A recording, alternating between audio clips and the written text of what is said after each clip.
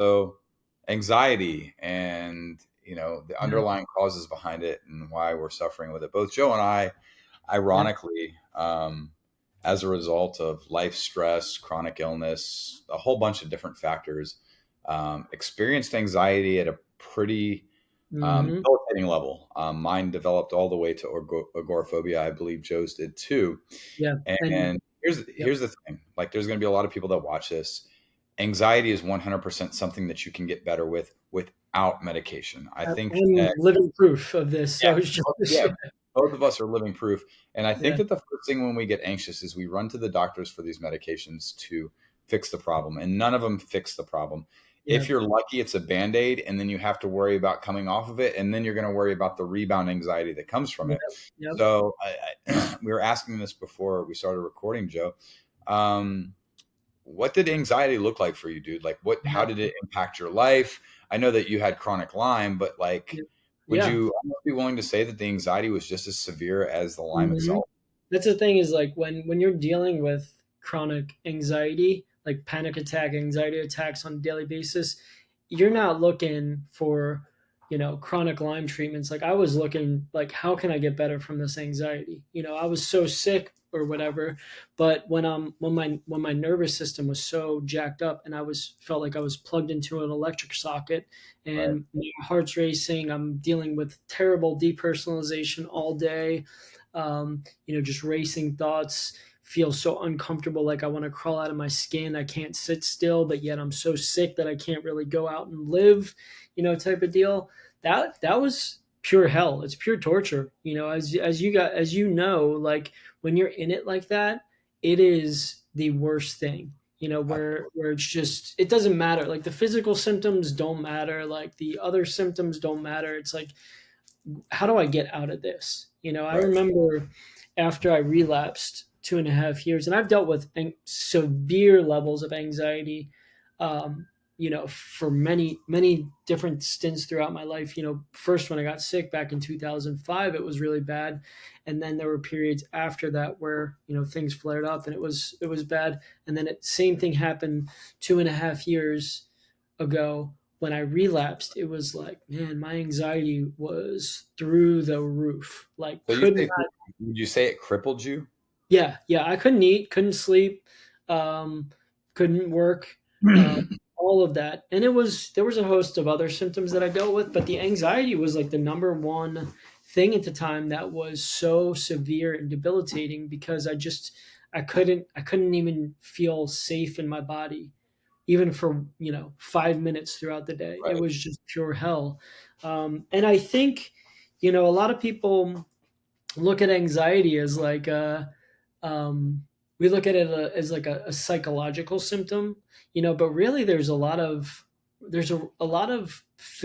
physiological aspects of anxiety that we're going to dive into in this video, and like ways to get better from it and how to get better from it naturally through nervous system work and all the other things Right. that we're going to talk about. But yeah, like what was it like for you? Is it a similar situation where it's just like crippling? Like yeah, Dude, it was like when I first got my first panic attack, dude. oh yeah, It yeah, it was like I got hit by a truck, dude. yeah, yeah, And one of the things, and obviously we know that women struggle, but men, like when you talk about anxiety and panic, you're generally perceived to be weak, and it's like I was told you can control this, like you got to man up, you got to do this. But I remember I literally, um, it brought me to curl up in a ball. Like that's how severe it was. And it wasn't just, I had one panic attack and then I was diagnosed with generalized anxiety disorder. yeah. And which basically means I was anxious all the time. So like felt like I was on the verge of a panic attack Mhm. nonstop. And I'm sure Yes, you know what that is. same. Yeah, We describe that as fingers in the electric socket. yeah, Um, yeah, right on the edge. And then once it gets to that point of no return, like it's like I kind of describe it like you push the button and now you're going into hyperdrive in the space up into space and you can't do nothing to stop it. And I believe like once you hit that level, there's nothing that you can do to stop it. Like reacting to it obviously makes it worse. And I believe that our reaction to the initial adrenaline dump is going to determine how long it stays. yeah, But once that button's been pressed, dude, there's no there's no stop, stop, stop. There's nothing that stops it. It's going to go. No. It's gonna take its Yeah. course. You're going to feel the effects of that adrenaline going through your blood veins. But for me, I allowed it to really control my life. And I think that a lot of people that have anxiety don't realize that they are still in control. And one Yeah. of the common things that people say is, I don't feel in control of my own body. And you are, you just don't realize it. Fear has taken a stronghold. And now, with anxiety, we become hyper fixated. Some people have this hyper fixation on getting sick in public, like Yeah. vomiting, like some people it's passing out. Some people think that it's going to die. Some people, when they get in the car, they're, worried they're going to wreck their car. And there's all different, I've had, different yeah, parts I've of had it. And then there's people that are like Joe and I, where it didn't matter what situation you were in, you just never felt safe. that. Yeah. Everything triggered you. I couldn't even watch TV Yeah. because watching something like Law and Order or ER or any of that, like I would think everything in that is going to happen to me. And I couldn't understand why my brain was sabotaged. And I physically felt like I was dying, sweating all the time. It was like when I went to the doctor, I told them that I was stuck in a 24/7 panic attack. Yeah. And that lasted almost 17 years, dude. Like it, Wow. it came to varying different levels of severity, but Yeah. it was such an uncomfortable thing. And what I realized is I think part of the reason that I got so sick is because I allowed my anxiety to completely take control Hmm. over our lives. And I think that's one of the things we can talk about is realizing we have the power to heal. It's not in the medication. I am a huge, huge opponent against benzodiazepines, Yeah. psychiatric medications. I believe that they can help people, but you look at placebo effects; they're good 40% of the time, which tells you your mind's able to do that. So I'm curious, Joe. What did you do that helped you begin to start healing your Yeah. anxiety, and what helped This pull is you out of it? Yeah, this is a good thing to talk about because so I've had a lot of friends in the chronic illness community that have gone down the route of benzodiazepines, and so there was a large part of me that would like wanted to go on these things because it was so bad, but the other part of me was like, dude, I've heard so many horror stories of people having tough time getting off of them and then causing a host of other issues. So when I never really went down that route. I would have uh, Xanax on me, but I rarely ever used it. It would have to be like 10 out of 10. Like I need something. And when I relapsed 2.5 years ago, there were times when I did take a little bit, but it only, like you said, it was only a band aid. Like it would be like 4 hours that my nervous system was able to calm down a little bit, but then as soon as it wore off, it was like anxiety back. So I knew that that was never the answer. And when I had healed in the past from this severe anxiety, I remember just being like, man, what did I do back then? And it was never a quick fix. I know for Right. people that may watch this, like there is not a quick fix. There are things that you can do in the moment to help ease some of the anxiety, and we'll go through this throughout this video. But for me, it was like, okay, I know this is like my body telling me something's wrong. Something's wrong. It's the anxiety is like an alarm system. Only it's not that there's something broken in your body. It just means that your nervous system is on high alert because it's now stuck in a state of dysregulation of like overdrive. It's like almost like just the gear is stuck in this on switch, and you gotta kind of there is no shutting it off by just taking something. It's like you got to kind of do little things and chip away at it, and the body then comes back into balance. So for me, when I dealt with this, I would go through cycles of anxiety and then shut down mode, which is like the depression, anhedonia, all of that Right. sort of stuff. And then the anxiety would kick back up, and then I'd be more like even worse, depersonalization. It would just Yeah.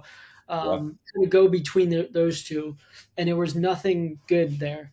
I had to start every day doing things for my nervous system. And, in another video, we'll go in specifically on the different nervous system states and all of that. But the Yeah. one thing that helped me was also learning like, hey, this is my nervous system stuck in, the sympathetic nervous system state, which is the more fight or flight state, or when I would be more in like the anhedonia, shutdown state. I'd be like, I'm more in like the dorsal vagal state. If you, know anything about the polyvagal theory, we'll go into that in another video. But just Right. having that knowledge and knowing like, okay, this is where my body is. Like, this is not an uncommon thing. It's an incorrect thing, and then slowly chipping away at it with doing the vagus nervous system work that we do on a daily basis. For me at the beginning of it, it was doing little bits of meditation. Going out and walking and taking slow deep breaths, and doing slow movement exercises like yoga and qigong and these things that really helped me. Um, it was a slow process, and I would see little glimmers within there. And the other thing, getting out in nature. Honestly, it was something that I forced myself to do. It was like, I'd be stuck in my house, and I would go for these. I remember dealing with anxiety. One of the only things that helped when I relapsed was going on these long walks. Like, I would go on these like hour and a half long walks where all I would do is listen, put on my relaxing like binaural beats tracks on my Right. phone, walk, breathe, and just try to be as present as possible. And that was huge in healing the nervous system. So For sure. yeah, I think for me too, yeah, as severe, bro, like I was agoraphobic for years yeah, and just completely dictated by hmm, life. Like anything, like I couldn't watch the news. Like, for instance, dude, I was talking to you this morning about the monkeys that broke yeah, out in yeah, South Carolina right now. And there's like 45 monkeys, for you guys that don't know, that yeah, are running rampant all over the state of South Carolina that came from this yeah. disease research facility. But what would happen when I was in that state, dude, is everything would be a catastrophic situation. Yeah, So I would turn on the news, dude, and this is just the state that my brain was in, and the monkeys were coming for me, dude. Like I could be all the way in DC. It didn't matter. They had like jetpacks on, and they were yeah, coming for me. Not really, but yeah. that's if there was an outbreak of the flu, I was going to get it. Like everything was the worst case Mhm, scenario, and mhm. I really just dove into video games to try and drown myself Yeah, in just escaping this world because I didn't want to be here. I physically felt uncomfortable. I couldn't get in the car. I couldn't drive anywhere. I couldn't go to grocery stores. I know that you can relate to a lot of this. I yeah, would yeah, cancel my doctor's appointments all the time. Like I would go, I would get in the car, and then we'd have to turn around and come back home. Like I couldn't talk to people. yeah, And I hate the toxic masculinity part, and that I even have to preface it with this, but it wasn't like I was like a girly man or anything like that. Like yeah, yeah, I was a solid man's man. And for the longest time, I struggled with my identity because I was like, this means I'm weak. And it yeah, doesn't. Quite the yeah, opposite. I think that when we choose to speak out about this, both women and men, it shows just how strong and resilient we truly are. So, mhm, people that are watching this, you're not weak. But there are some things that you're going to have to do that are uncomfortable, that are yeah, going to yeah, help you get better.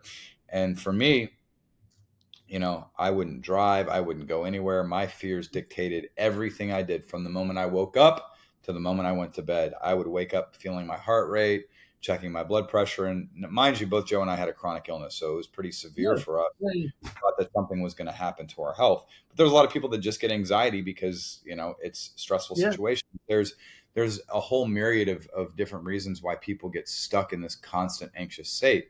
And then comes the derealization, depersonalization, which we're going to do a completely different video on that. So you need to make sure you're following us, because guys, we're dropping the content that people need to hear about, that you guys yeah, are really struggling, exactly. and how you can get past it without medications.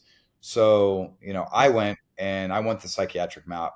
I tried Zoloft, Paxil, Effexor XR. Like, I was a zombie. Like, I mean, Yeah, there was days that I had these ideations from the medications, and then it led me to drinking because I just didn't care. I wasn't anxious. I wasn't depressed.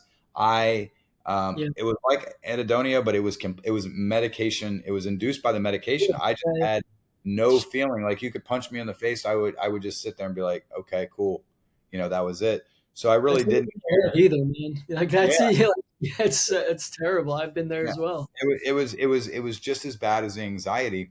Yeah, And then I was getting these brain zaps, and I was like, "Yo, what is going on with me?" yeah, And then they prescribed me the benzodiazepine. I was like, "Well, I've heard bad things about this drug, that it can really, really become habit forming and stuff like that." And the doctor looked me in the eyes. He's like, "Don't worry about that. We'll heal when you get better."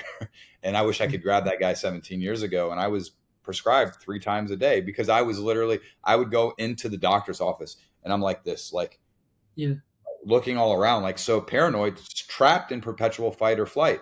And yeah, I either wanted to punch something in the face, or I wanted to crawl out of my skin, yeah, or I wanted to run. It wasn't like my body just picked a fight, flight, or freeze. I was doing all of them. Different scenarios would bring out different parts of it. yeah. And I went to therapy. I actually went to an inpatient anxiety clinic. I don't know if I told you this, dude. My Yeah, parents, yeah, yeah. So I yeah, kind of broke out of it, dude. I went there. I said, and I took the money, the refund, yeah, which was money, and I went down to the Keys and I laid in the hammock and read books like right there. But because I knew there was something underlying, and it was my yeah, nervous system. So, guys, we know how severe this can get, but it wasn't until I realized that this wasn't a foreign invader in my body that was causing this. Your Lyme disease isn't causing your anxiety. All right. Your whatever chronic illness is, it's unresolved stress. It can be trauma, but it's also the dysregulation of your nervous system yeah. and not addressing it and not realizing that we're responsible for turning off that switch. And you're like, oh, you guys make it sound so easy. It's not. It is It's not not. easy. That's why we're here. That's why we're here It's to a tell you. plan, and what Yeah, you need to do in theory is easy, but the work is very hard. And that's why people want a handout or a pill. And we're probably yeah, going to get people, well, I took this medication, it saved my life. Placebo effect. No, I believe that, okay, cool. If you took a pill, you believed it worked. All right, you came off. Maybe things are great. Fantastic. That's not the majority. That's not no, the majority. Look at the research. Um, so, as I kind of got out of the medication things, and I'm still slowly tapering off of Ativan, this is where Joe and I crossed paths. And Joe had gotten better. Joe gotten out of this. He wrote a yeah, book. It's all in your head, literally, kind of as a yeah. play on words. It's all in Yeah, my head. It talks right. about my experience here dealing with terrible anxiety. But yeah, Yeah. And as I'm going through this, we kind of decided, we'd loosely known each other over the years. And he came and stayed with my family, and I slept in my son's bedroom. And literally, that's how bad we were. Like, we're yeah, grown men going through yep. this. I And leave my job and everything. Yeah, yeah, yeah, he had to lose his job, yeah, his condo in DC. And we decided, all right, we're going to begin to face this thing. But see, what happens, guys, is when you have this immense fear, anxiety, and these years and years and years of unresolved trauma, which is what it is, and fear, it has to mhm, be addressed. You have to face yeah, it. And, we always tell this to people in our class, like in our head, the monster starts small. It starts like this. But yeah, as we begin to feed it fear, it gets bigger and bigger and bigger. And the way that we visualize this monster becomes basically you can't pass. Like it's too yeah, big to beat. And ultimately, the way that you beat it is not by fighting, but surrendering to it, mhm. realizing that it doesn't really have any power over you, An that illusion. it's simply an illusion Yeah, of things. Are there uncomfortable yeah, sensations? Do you feel like absolutely? But the way to heal in the most simplistic form is surrendering to it, yeah, facing it, mhm, exposing yourself to it, and surrendering to it. You don't need a whole myriad of tools to get through it or anything like that. It is literally letting go, letting it do what it needs to, realizing and reminding yourself that it's not going to kill you. If it was going to kill you, it would have already killed you the 9 million times you yeah, thought it was going to kill you. Surrendering to it and being like, all right, this too shall pass. This too shall pass. And yeah, then every day choosing to get involved in an active lifestyle. And this is where we don't say, all right, these aren't tools, these are requirements. You can't heal from anxiety. And I'm going to kick it to Joe in a second, if you're eating garbage, because your gut's your second yeah. brain. Like if you're We're putting gonna sugar, dive into this for you're sure. drinking energy drinks and coffee, and a little bit of coffee is all right. But if you're eating cheesecake and you're putting all this stuff in your body, you're compromising your gut. Your neurotransmitters are out of whack, and you're Yeah, going to end up feeling like crap again. The second part of it is look, there's got to be some sort of rewiring in the brain, and we talk about that, and it takes time. Like Joe said too, you cannot heal in your house. You've got to get out of your house. You got to get in nature. You got to drive your car again. You got to do these things, and it's a Mhm. step by step process. But we'd encourage you guys to find accountability. We have a boot camp where it's a community of people that are healing together, and we walk through it together. We don't talk about symptoms, but we literally journey through this together. And you put Yep. all these small pieces to the puzzle, and you realize you don't need years of therapy to get through it.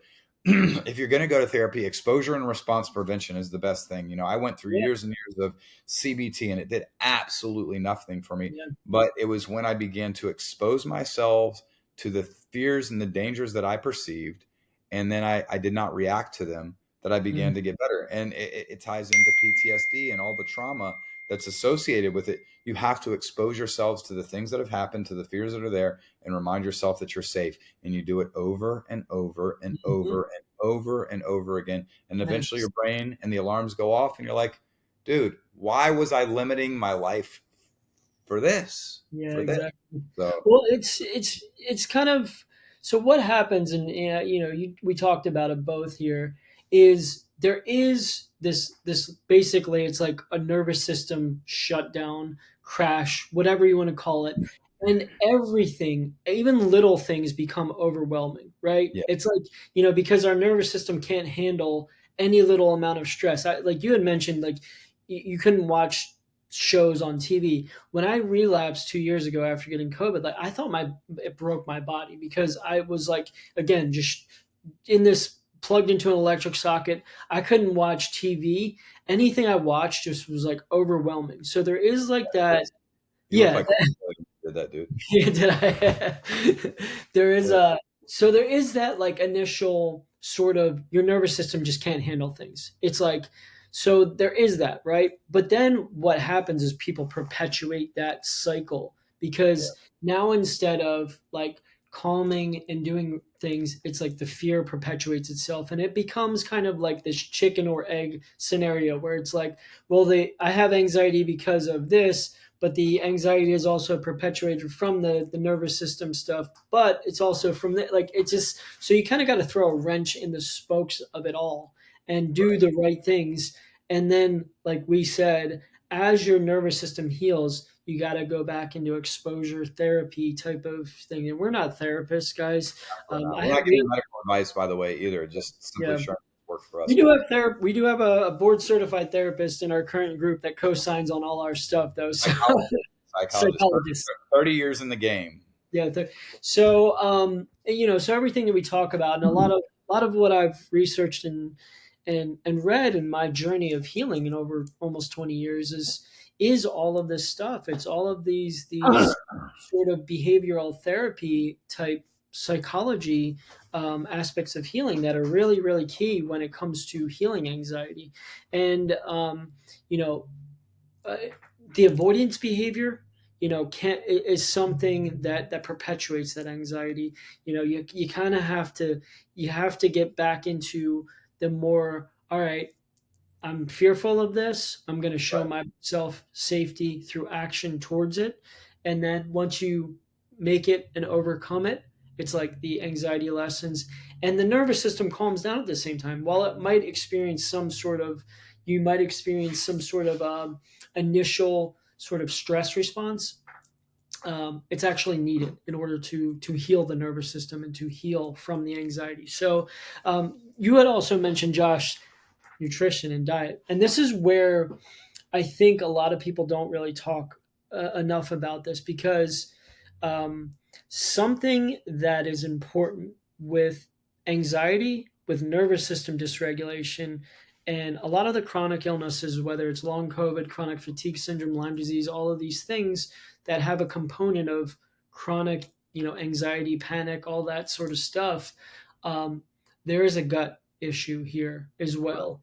Um, Something, and for those of you guys that don't know, I have my master's in nutrition. Something that is really important while you are doing nervous system regulation tools is to also be simultaneously healing the gut safely and gently through foods. We're not talking about you got to take parasite cleanses or take a ton of supplements. No, no, no. You can do it simply, strictly through diet. But there is There is a big part of how Well, Joe, all do you want to touch on diet? Because we actually had a knucklehead comment on our last video about the carnivore diet and stuff like that. And it's not yeah, about yeah, yeah, yeah, what type of diet, if people are yeah, struggling with anxiety, would you yeah. suggest on? So, and the anti-inflammatory diet is what we talk about. What I really subscribe to. Now, there is a little nuance to it depending on where you're at on your healing journey. If you are dealing with things like SIBO, leaky gut, and really really bad, gut health issues, the anti-inflammatory diet on like the low FODMAP spectrum is what is going to help. So for those of you guys that don't know, that there's a type of diet called a low FODMAP diet, and basically it's an anti-inflammatory. It's kind of like a subset of the anti-inflammatory diet. It does become restrictive with certain foods in there that, because if you're dealing with side, you don't want to be feeding bad bacteria in your gut. Um, so it really kind of gets rid of a lot of simple carbohydrates, things that are also ferment in the gut and can also cause the gut to have more issues. So you want to get away from those fermentable type foods, so that now the bad bacteria can kind of naturally be taken over by good bacteria with anti-inflammatory foods that are high in fiber, prebiotics, probiotics, and things like that. And over the course of months, the low FODMAP diet, anti-inflammatory diet, and then gut healing foods like bone broth, green juices, prebiotic, fibers in a lot of vegetables help naturally heal the gut and then help repair the gut lining and then also help heal anxiety. And how this works is there's a couple things that happens with the gut health and anxiety in my perspective. Obviously nervous system is a part of it, but two things. So your gut, when you're dealing with all sorts of mental health issues, you're likely not having enough neurotransmitters, which are all, a lot of them are made in your gut. Your serotonin and dopamine and all these things, a lot of them are made in your gut. So if you're having all these bad bacteria and all leaky gut, Right. that's an issue. The other thing that happens is your body is not actually absorbing and digesting things properly. So like, even if you are eating somewhat clean, if your body's not absorbing the B vitamins and stuff like that in food because you have leaky gut and it's not able to break down all this stuff because your nervous system is on, this hyper vigilant state, the digestion shuts off. So now your body's not absorbing the nutrients. And if you're not getting enough B vitamin nutrients and things like that, that's also perpetuating anxiety. So like a lack of B vitamin, can kind of cause that. It also messes with the gut brain connection through the vagus nerve. So if there's inflammation in the gut, there's going to be more inflammation in your brain, which is also anxiety. It kind of goes. There's a whole host of this, all guys. It's not just one thing, is what we're trying to say. It's things, but there is an easy and simple way to fix it all. So Absolutely. It's kind of, so we outline it in this. yeah, And also, we want to let you guys know that the longer that, and this is going to trigger a lot of people, the longer that you choose to stay in your anxious state, because it's a conscious choice it's a that we're choice. making. And I Yeah, had to realize that steal a comment from Helmut's book, and it's not something that he did, but a lot of people. So it's like a glass, and we take trash food, we take environmental toxins, we take stress, we yeah, take all these different things that happen, and there's parasites, there's viruses, there's COVID, there's all these different things, and next thing you know, you have a glass that's overfilling. Excuse me.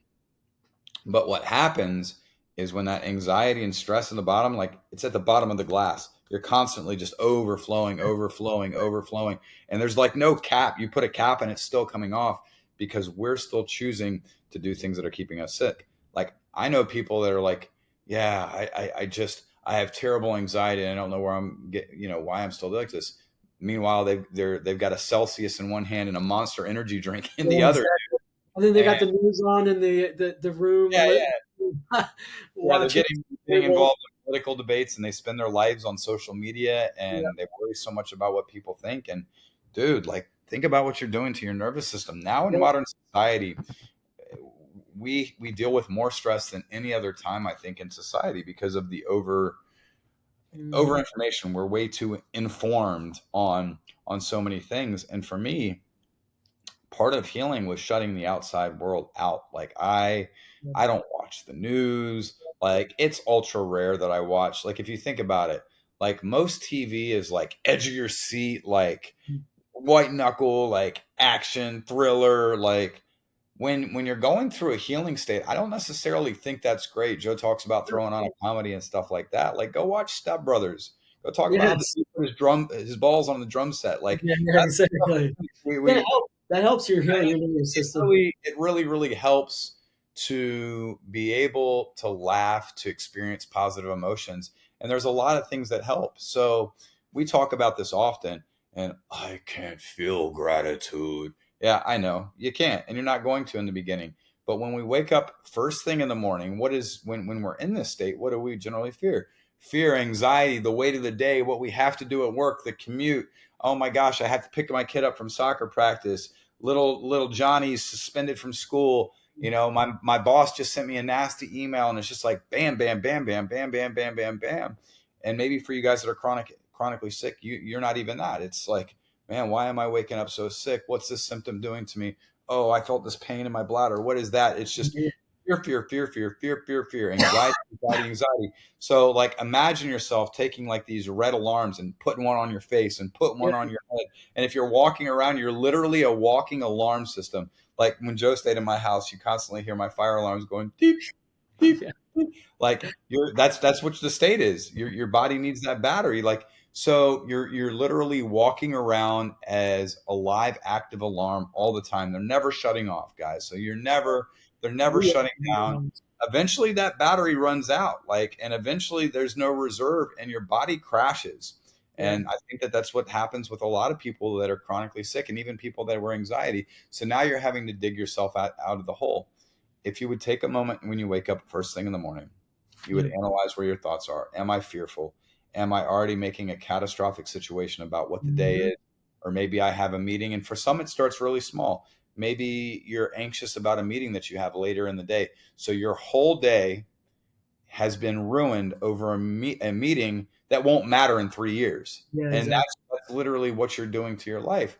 So when you wake up, and you choose to be grateful. And in the beginning, it's not easy. It's not easy. Like, you know, Hard. I'm thankful for my roof. I'm thankful for my Yeah, food. but I'm thankful. it's a habit. It's a habit that you have to build. But yeah, once you get into that, and now I really feel gratitude. I'm thankful for my kids. I am Yeah, thankful that I have a house. You know, I'm thankful that when I start my car at 5:30 in the morning to go to basketball practice, that the exhaust rumbles and wakes up my neighbors. I love that, and I am thankful for that. But no, finding things like that bring us joy, we mhm, do that in the morning. And then before we go to bed, what am I thankful about for today? So now going to bed, the last thoughts that we're thinking about before we slip off into dreamland, oh well, I can't sleep. We get it because your nervous system is dysregulated, because you need to replace that fear with one, being present, and two, with gratitude. The reason that you can't sleep is because of a dysregulated nervous system. I thought about this too, Joe, and I'm going to bring it into class. My kids don't have a problem sleeping at all. They could be evil all day and destroy the yeah, house. And once bed comes by, dude, they're out like a light, like just out, and they go to sleep.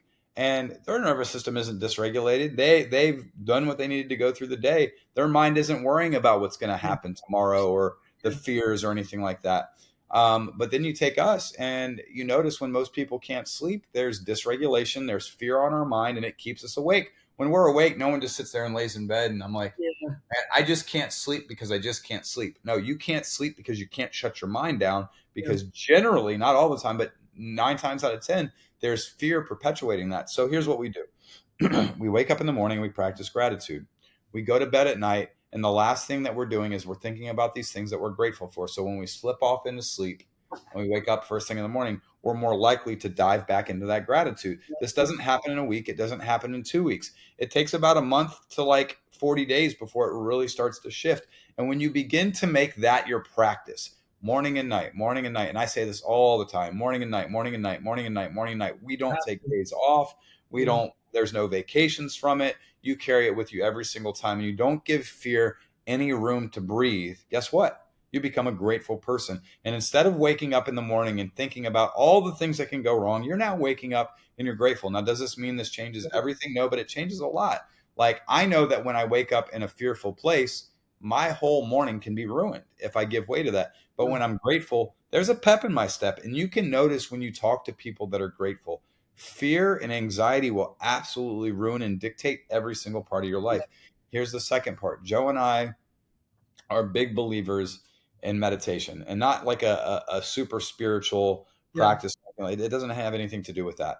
It has to do with sitting in silence, taking inventory of your thoughts, visualizing what it is you want in life, letting go of who it is you no longer want to be, and Yeah. visualizing what it is you want to be and what you want to do, and having peace, being present with your breath, and bringing a sense of calm to you.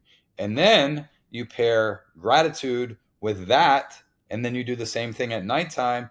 And now we're working our way into a routine. Well, I don't have time to that, or I can't quiet my mind to meditate. Well, guess what? You've just told yourself what you can't do. By you saying that you cannot do it, your body responds accordingly. You have got to do it when it is uncomfortable, when you feel like you don't have to have time. You Yeah. have to prioritize healing, or this anxiety and fear is ultimately going to disrupt your health, and the outcome is not going to be great.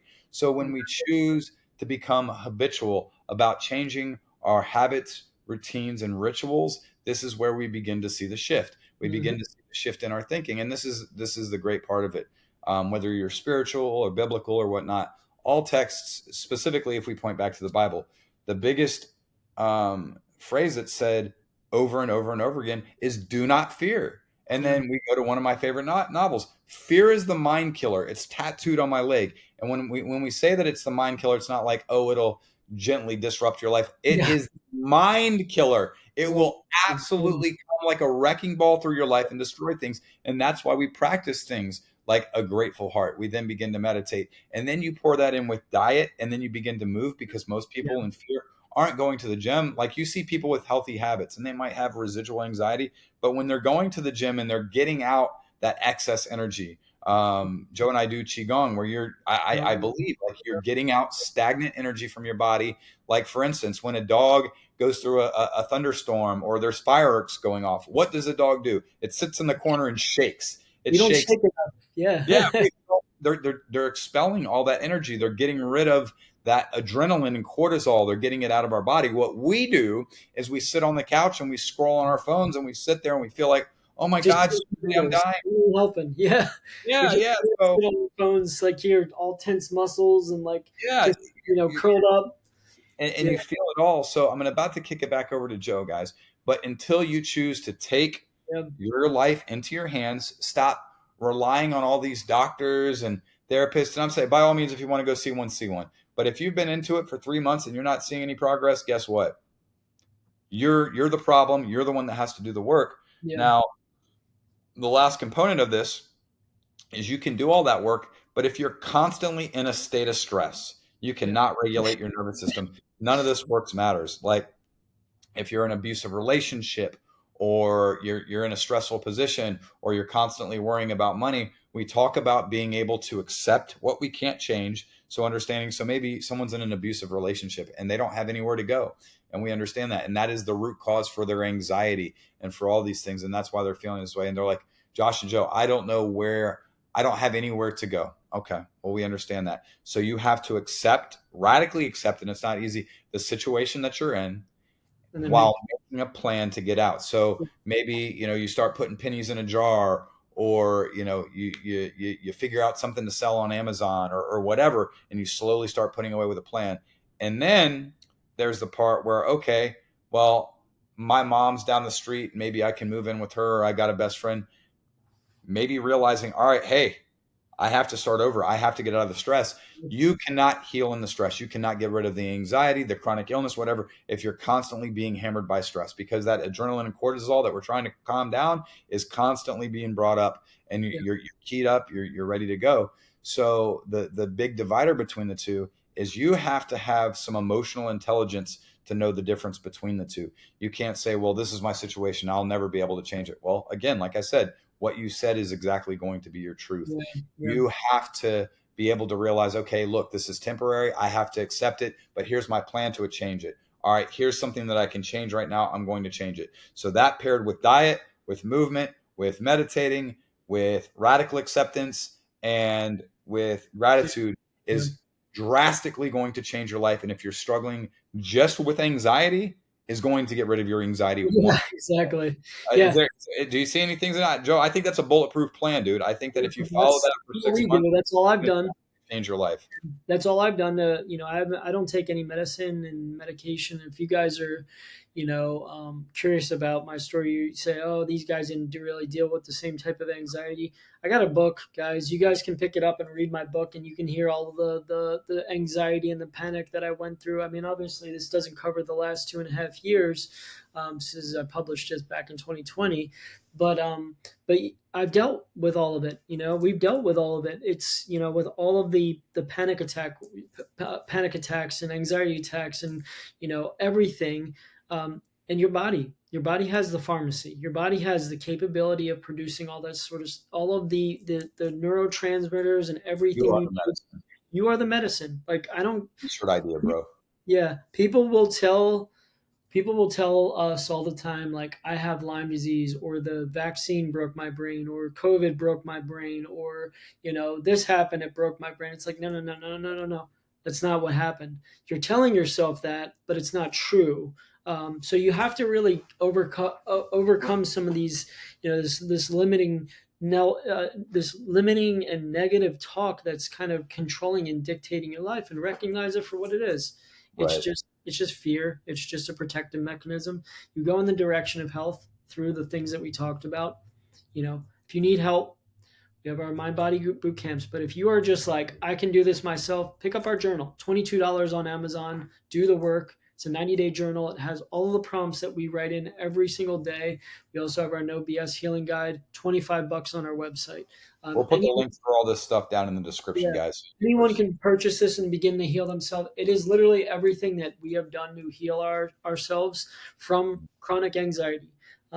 Sure, it's worked for other things like chronic illness and all that, but simple chronic anxiety, it has helped more than anything out there, that I've ever done. I've tried pills and stuff in the past. They did nothing but make me worse.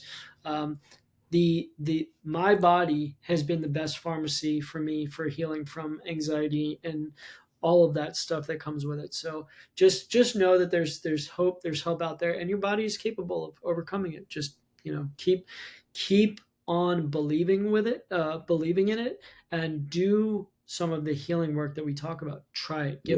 Give yourself 90 days. Give yourself 90 days just to see how it does. Yeah, for um, sure. Hit us up Yeah. if you guys need help. Yeah, guys, and that's the thing. If you're looking for a community to heal, we do that. Joe and I do live Zooms on Tuesdays or I'm sorry, Wednesdays and Sundays at 4 p.m. Eastern Standard Time.